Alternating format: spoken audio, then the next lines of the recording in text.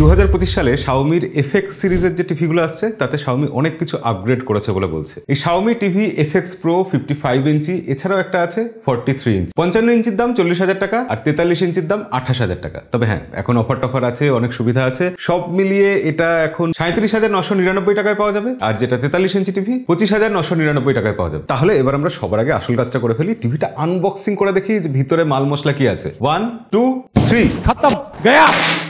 কি পড়ে গেল? বক্সে রয়েছে দুটো স্ট্যান্ড, কিছু স্ক্রু, একটা রিমোট, কিছু কাগজপত্র আর এক সেট AAA ব্যাটারি। আর এইসব সবকিছু চালানোর জন্য রয়েছে একটা পাওয়ার কেবল। আসলে একটা টিভি কিনতে হলে আমাদের কি কি জিনিস দেখা উচিত? সিম্পল তিনটে জিনিস: টিভির ডিসপ্লে কেমন, টিভির সাউন্ড কেমন, আর টিভির সফটওয়্যার কেমন। আর এরপরও যারা একটু খুঁতখুঁতে তারা দেখবেন যে বিল্ড কোয়ালিটি কেমন, পোর্টস কেমন, বেজেল কেমন। বেজেলের কথা মনে পড়লো, বেজেলটা দেখুন। এই টিভির যে বেজেল আছে সেই বেজেল একটা স্মার্টফোনের মতো পাতলা। Xiaomi এই জায়গাতে দুর্ধর্ষ কাজ করেছে। আর বেজেলটা কাছ থেকে দেখতে গিয়ে দেখলাম বেজেল আর ফ্রেমের মধ্যে গ্যাপ কিন্তু প্রায় নেই। আর এই টিভির আরেকটা বৈশিষ্ট্য হলো এই দামে এত বড় একটা টিভি যার পুরো ফ্রেমটা কিন্তু মেটালের তৈরি। এবার যে কথা বলছিলাম, যারা একটু খুঁতখুঁতে তারা ব্যাক প্যানেলে কটা পোর্ট আছে দেখবেন। আর এখানে আপনি খুব একটা হতাশ হবেন না, কারণ এখানে তিনটে HDMI পোর্ট আছে, যার মধ্যে একটা E-ARC সাপোর্ট করছে। একটা পোর্ট আছে 3.5mm হেডফোন জ্যাকের জন্য, কিন্তু হেডফোন জ্যাক কানে লাগিয়ে টিভির পাশে বসে কারা টিভি দেখবে? এছাড়া USB 2.0 একটা পোর্ট রয়েছে, ইথারনেট পোর্ট অর্থাৎ RJ45 কেবল লাগানোর যে পোর্টটা রয়েছে সেটাও এখানে পাওয়া যাচ্ছে। তো পোর্টসের দিক দিয়ে Xiaomi খুব একটা কৃপণতা করেনি, যা কিছু দিয়েছে সেটা আমাদের জন্য অন্তত যথেষ্ট। দেখুন, একটা টিভি নিতে হলে টিভির যদি VA প্যানেল থাকে, যেমন এই টিভিটাতে রয়েছে, তাহলে বুঝতে হবে টিভির কালার বেটার আসবে, টিভির ডাইনামিক রেঞ্জ ভালো আসবে। তো এই টিভির ডিসপ্লের দিকে যদি আমরা চলে আসি, ফার্স্টেই যেটা দেখার যে টিভিটার ডিসপ্লেটা বিশাল বড় 55 ইঞ্চির ডিসপ্লে এবং এটা 4K ডিসপ্লে, QLED ডিসপ্লেটা 10 বিট এবং সেটা HDR10+ সাপোর্ট করছে। এটা 60 হার্টজের ডিসপ্লে, অথচ এটা 120 হার্টজের গেমিংও সাপোর্ট করছে। কিন্তু সেটা কিভাবে সম্ভব বলবো, ভিডিও দেখতে থাকুন, লাইক টাইক করে দিন, এগুলো ক্রমশ প্রকাশ্য। এই যে আমরা এখন শুটটা করছি, চারিদিকে এত লাইট, অথচ টিভির ক্ষেত্রে দেখুন রিফ্লেকশন কত কম আসছে। অর্থাৎ দিনের বেলা যখন আমরা টিভি দেখবো বা রাত্রিবেলা টিভি দেখবো তখন রিফ্লেকশনের সমস্যা খুব একটা আসবে না। এবং সব থেকে বড় কথা, আমরা যেটা টেস্ট করে দেখলাম যে রাত্রিবেলা যখন টিভি দেখছি আর দিনের বেলা দেখছি তখন কালারের তফাৎ কিছু হচ্ছে কিনা, ব্রাইটনেসের ক্ষেত্রে কিছু সমস্যা হচ্ছে কিনা। এই টিভিতে কালার কিন্তু বেশ অ্যাকুরেট আসছে। তার দুটো কারণ আছে। প্রথমত, এখানে 100% DCI-P3 কালার গ্যামেট আছে। দ্বিতীয়ত, এখানে রয়েছে 100% sRGB। আপনি টিভির কালারটা খেয়াল করুন। এর আগে যখন আমরা Xiaomi টিভি দেখেছি, Xiaomi টিভিতে সাধারণত দেখা যেত লাল আর সবুজ এই দুটো কালার একটু বেশি বুস্টেড লাগছে, কিন্তু এই 2025 সালে এসে দেখুন এই টিভিতে ব্লু কালারটার উপর বেশি জোর দেওয়া হয়েছে, সেটা একটু বেশি স্যাচুরেটেড লাগছে, যার ফলে পিকচার কোয়ালিটি বেটার লাগছে। আকাশটা যখন বেশি নীল লাগে আমাদের তো দেখতে ভালো লাগে। তো সব মিলিয়ে আমার মনে হয় 2025 সালে Xiaomi ডিসপ্লের দিকে একটু বেশি ভালো করেই নজর দিয়েছে। এবার ডিসপ্লের প্রসঙ্গে যেখানে আছি আমরা, এই টিভির সব থেকে ইম্পর্টেন্ট জায়গা যেটার দিকে Xiaomi ফোকাস করেছে, ফিল্ম মেকার মোড। দেখুন, একটা সিনেমা যখন শুট করা হয়, ডিরেক্টর সেই সিনেমার গল্পের সাথে কিরকম যাবে, তার ভাইবের সাথে কিরকম কালার ম্যাচ করবে, সেগুলো ভেবে একটা সিনেমার শুটিং করেন। যেমন অবতার মুভির কালার গ্রেডিং দেখুন, অথবা রাজ সিনেমার ট্রেলারের কালার গ্রেডিং দেখুন, অথবা শাকিব খানের তুফান, সেখানে রায়হান রাফি যে গল্পটা বলেছেন সেই অনুযায়ী কিন্তু কালার গ্রেড করা হয়েছে। তো সেই এক্স্যাক্ট কালার যদি আমরা দেখতে না পাই, ডিরেক্টরের যে ভিশন, যে ভাইবটা সিনেমার, সেটা আমরা ফিল করতে পারবো না। এই ফিল্ম মেকার মোডে পাশাপাশি দুটো আপনারা বুঝতে পারবেন যে তফাৎটা কোথায়। ফিল্ম মেকার মোড চালিয়ে মনে হচ্ছে যে হ্যাঁ, আমরা থিয়েটার হলের এক্সপিরিয়েন্স কিছুটা হলেও পাচ্ছি। মানে দুধের স্বাদ ঘোলে তো মিটছে। এছাড়াও এর মধ্যে স্ট্যান্ডার্ড, ন্যাচারাল, ডাইনামিক, এমনকি গেম মোড বলে আলাদা আলাদা বিভিন্ন রকম মোড রয়েছে। আপনি নিজের পছন্দ মতো মোড সিলেক্ট করে নিতে পারবেন। এবার দিনে সমস্যা হচ্ছে না, রাতে সমস্যা হচ্ছে না, কেন হচ্ছে না? একটা টিভির ক্ষেত্রে আপনারা যখন টেকনোলজির ভিডিও দেখছেন, প্রশ্ন তো আসবেই, পিক ব্রাইটনেস কত আছে? এই টিভির পিক ব্রাইটনেস 395 নিটস। না, যারা ফোনের পিক ব্রাইটনেস শোনেন 4000 5000, তাদের হয়তো কম মনে হবে, কিন্তু একটা টিভি হিসাবে এই পিক ব্রাইটনেস এই বাজেটে খুবই বেশি। আচ্ছা, আপনারা যখন টিভি নেবেন একটা জিনিস খেয়াল রাখবেন, একটা বড় ঘরে বসে দেখলে আপনি সাইড থেকে যখন দেখছেন তখন টিভির কালার শিফটিং হচ্ছে কিনা, টিভির যে ছবি থাকছে সেটা ঝাপসা হয়ে যাচ্ছে কিনা। স্মার্ট টিভির ক্ষেত্রে এটা কিন্তু আজকালকার দিনে একটা বড় সমস্যা। Xiaomi এই FX Pro টিভির ক্ষেত্রে 170 ডিগ্রি ভিউইং অ্যাঙ্গেল পাওয়া যাচ্ছে। আমরা আমাদের স্টুডিওতে বসে বিভিন্ন অ্যাঙ্গেল থেকে ছবি তুলে দেখেছি যে না, সেইভাবে তো ফেড হচ্ছে না, সাইড থেকে দেখলেও সবকিছু দেখা যাচ্ছে। সব মিলিয়ে মুভি দেখার এক্সপিরিয়েন্স কিন্তু এই টিভিতে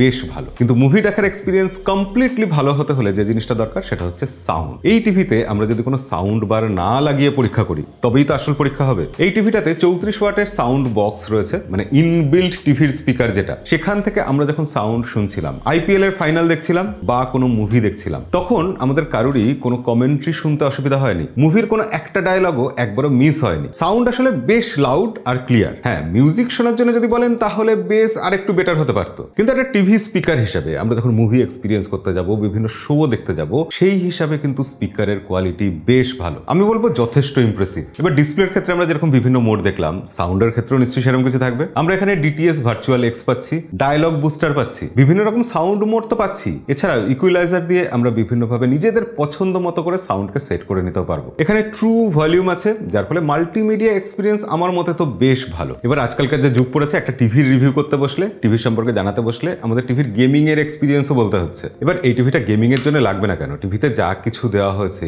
তাতে সেটা একটা মনিটর হিসেবেও রীতিমতো কাজে লাগানো যায়। আমরা শাওমির এই টিভিটা আমাদের পিসির সাথে কানেক্ট করলাম, এডিটিং তো করা যাচ্ছেই, কিন্তু সব থেকে বড় কথা যে এখানে গেম প্লে করা যাচ্ছে। 120 হার্টজে গেম প্লে করা যায়, কিন্তু সেটা কি করে সম্ভব? এটা তো 60 হার্টজের প্যানেল। এই ডিএলজি টেকনোলজিটা এমন টেকনোলজি যেখানে 60 হার্টজের ইনপুট আসলে সেটা টিভি প্রসেস করে ডাবল করে দেবে, অর্থাৎ রেজাল্ট হিসাবে আমরা 120 হার্টজের আউটপুট পাবো। এবার 120 হার্টজে গেম প্লে করতে গেলে সেটার এক্সপিরিয়েন্স তো ভালো হবেই। এখানে আমরা বিভিন্ন গেম প্লে করে দেখলাম যে সেটা সত্যিই ভালো লাগছে। আমরা কখনো পিসিতে গেম প্লে করলেও সেখানেও মনিটরের সাইজ এত বড় পাই না, সেটা একমাত্র এই টিভির ক্ষেত্রেই পসিবল। তবে 120 হার্টজে গেম প্লে করতে গেলে গেম কিন্তু 1080পিতেই চলবে, তার বেশি নয়। আচ্ছা, এই টিভিটার ব্যাপারে এত কিছু শোনার পর আমরা টিভির আবার বেসিকে ফিরে যাই, গোড়াতে ফিরে যাই। টিভিটা যখন অন করলাম, টিভিতে দেখা গেল শাওমির ব্র্যান্ডিং, আর তার সাথে সাথে ফায়ার টিভি, অ্যামাজনের ফায়ার টিভি। অর্থাৎ বুঝুন, এই টিভিটা কিন্তু অ্যান্ড্রয়েড টিভি নয়, অ্যামাজনের ফায়ার টিভির অপারেটিং সিস্টেমের উপর এটা চলছে, যে জিনিসটা কিন্তু বেশ হালকা এবং বেশ স্মুথলি রান করে। এর মধ্যে ফিচারেরও কিন্তু অভাব নেই। অ্যান্ড্রয়েড টিভির ক্ষেত্রে আমাদের এর আগে যা এক্সপিরিয়েন্স, যত দিন যায়